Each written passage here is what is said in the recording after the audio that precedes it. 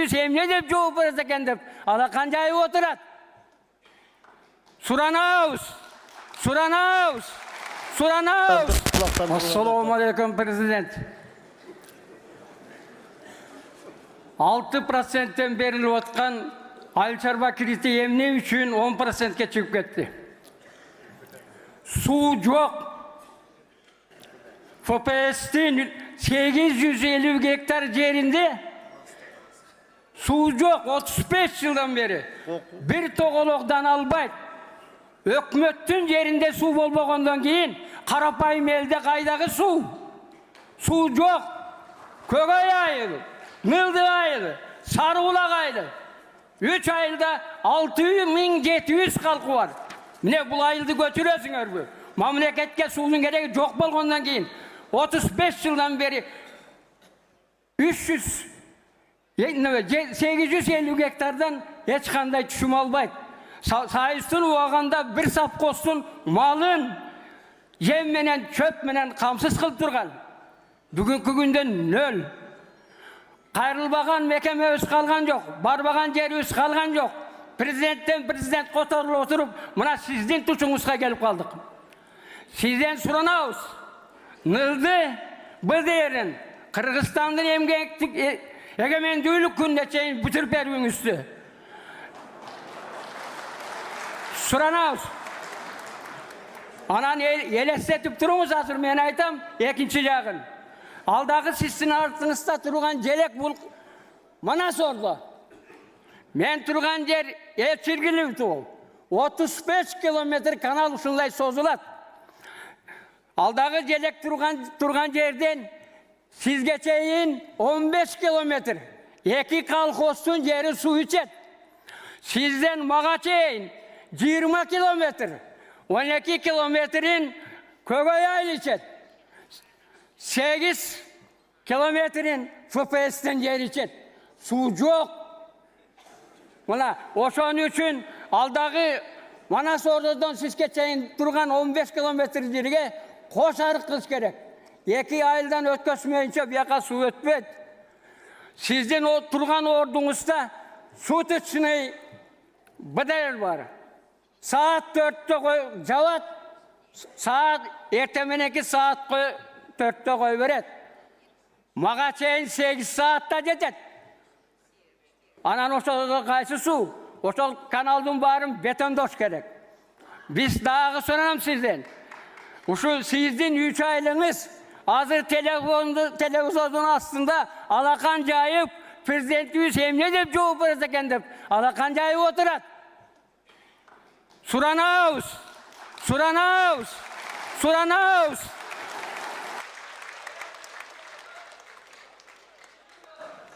Рахмат Аксакал. Мына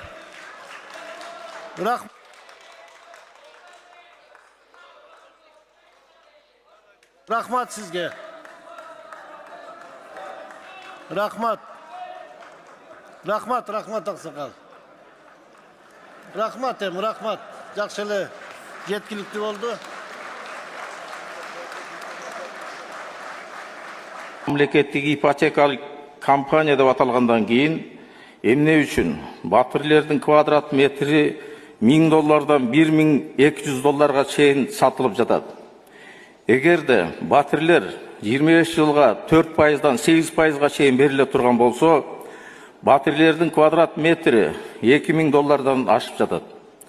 Бул деген квартира алган жаран пенсияга чыккандан кийин дагы өмүрүнүн аягына чейин кредитин төлөп, тиричилигине жетпей жүрүп өтүп кетет дегенди билдирет. Итке берилген үйлөрдүн жери бекер, документациялар бекер. Өздүк наркы $455 чейин болушу керек эле. Сунушум. Иктин үйлөрү жарандарга квадрат метри $600 ашпашы керек деп сунуштайм. Биз эгемендүүлүк алганыбызга 30 жылдан ашуун болду, бирок 1,5 миллиондон ашык кыргызды чет өлкөгө тентитип жибердик. Бул улуттук трагедия десек жаңылбайбыз. Ал эми когуш өлкө Казакстандын практикасын алып карасак, Казакстан 30 жылдан ашык убакыттын ичинде 1 миллионго чукул этникалык казактарды биринчи оралман, андан кийин кандас деп өздөрүнүн бооруна батырып, аларга жеңилдетилген кредиттерди, жер участкаларын жана балдарын окууга, медицина жагынан жөлөк пулдарды, бир жолку төлөнчү жөлөк пулдарды берип, өздөрүнүн бооруна батырып, өздөрүнүн санын көбөйтүп келейтат. Биз үчүн бул рахмат. Биз үчүн бул улуттук трагедия десем жаңылбаймын. Ошондуктан ушул биздин дагы кайрылмандар үчүн жеңилдиктер каралып, өздөрүнүн улуу ата мекенине кайткысы келген кыргыздарды кайтарып алуу сиздин мезгилиңизде ишке ашып калса жакшы болмок. 5 жылдап кайрылман паспортун алып, нары жүгүр, бери жүгүр, бюрократия менен өздөрүнүн иштерин бүтүрө албай, кайра башка жолдорго түшүп бараткандыгы бул көрүнүп турат. Жогорку нарынгесин жандандырып бериңиздер дейт. Буган инвесторлар көп, катары менен 3 кес курганга инвесторлар көп. Бүгүн болсо бүгүн, эртең болсо эртең баштайбыз деп турат. Бирок баякы 37 миллион долларды билесиңер, 37 миллион доллар биздин мойнубузга илинип калган. Жебеген самсак акча төлөп атабыз азыр. Ал жогорку эл аралык соттон барып утуп алыптыр Россия тарап. Росгидро. Утуп алыптыр, аныбыз азыр 51 миллион долларга чыкты штрафы менен. Биз азыр талашып тартышып атабыз. Жок, биз төлөбөйбүз. Эчтеке курулбаса, контейнерлер турат, 500 миң доллар кеткен эмес ал жерге. Деп, бирок баары бир мойнубузда илинип турат. Ошол маселе чечилип бүтмөйүн, бул кес башталбайт. Бирок азыр сүйлөшүүлөр жүрүп атат. Ушу Кудай буйрса 26-жылы чечебиз аны. Башка бир булактарын алабыз дагы, ошол теласын 37 миллион жебеген самсык акчаны төлөйбүз. Каалайбызбы, каалабайбызбы, төлөйбүз мына. Мына ошол кездеги бийликтин кетирген катасынын кезепетинен. Ошондон кийин анан бул кести башка бир компаниялар менен улантсак болот. Анткени келишимде ошентип жазылып калган. Русгидро салат анан деп. Ал келишимди убагын күтпөй туруп эле бир тараптуу биз жокко чыгарып салыппыз да. Парламентке жиберип эле жокко чыгаргыла деп кыйкырса эле парламент жокко чыгарып коюптур. Эл аралык сот эмне? Эл аралык сотко деген факты керек. Ал факты турат. Булар келишимдин мөөнөтү бүтө электе эле силер бир тараптуу чыгып кетипсиңер, ошон үчүн төлөгүлө деп койгон да. Козутуп жиберип жатышат. Өзгөчө биздин өлкөгө иштөөгө же бир ири долбоорлорду ишке ашырууга келгендерге асылышып, жада калса аларга басып алуу, таасирди күчөтүү, коркунуч жаратуу деген негизсиз күнөөлөрдү тагууга аракеттер болууда. Мындай мамиле таптакыр туура эмес. Биздин өлкөгө келген инвесторлар булар убактылуу гана. Иштеп келгендер да убактылуу гана.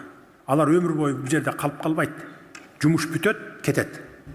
Мына буга чейинки мисалдарды келтирейин. Түндүк түштүк альтернативдүү жолун курду, Датка кеминди курду. Бишкектен баштап Торгартка чейин, анан Көлгө чейин курду. Бүт баарын куруп бүткөндөн кийин алар калып калдыбы? Бирөө калган жок да. Виза менен келет, рабочий виза менен. Иштеп бүтөт, кетет. Мына азыркы бүгүнкү жүргөндөр да ошондой болот. Чоң-чоң долбоорлорду иштейт, бүтүрөт, кетет. Алар өмүр бою калып калбайт. Калып калгандарды биз бир күндө тазаласак болот. Биз Россия же Америка эмеспиз, бир учунан экинчи кыйырына чейин көз жетпегидей өлкө болгондой. Айыл өкмөттөн баштап, участковойлордон баштап бардыгын ушу министрликке чейин мен өзүм кошо киришсем, мисалы бардыгыбыз бир күндө тазалап коебуз. Эгерде визасы өтүп кетип жүрсө, же болбосо визасыз кирип алган болсо, биз кенедей өлкөбүз бат эле бир күндө тазалап койсок болот. Ошон үчүн андай провокацияларга көп алдырып жибербеңиздер. Чет өлкөдөн келген инвесторлар, булар инвесторлар, адистер, окумуштуулар, ишкерлер, туристтер, өнөктөштөр жана жумушчулар.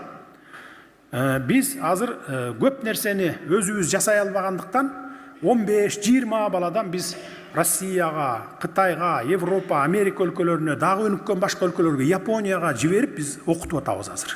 Инженерлерди жиберип атабыз. Үйрөнүп келгиле, кийин өзүбүз салалычы депчи. Şu жол салганды билбейбизби, темир жол салганды билбейбиз деп. Макул биз космоско уча албайбыз. Айга кона албайбыз, бирок эми жолду салганга мээбиз жетет дейм башыбыз депчи. Бирок ошондой адистерибиз да аз экен мынакей темир жол салган. Ошон үчүн айлабыз жок иштетип атабыз. Күтүп отурбашыбыз керек да биз.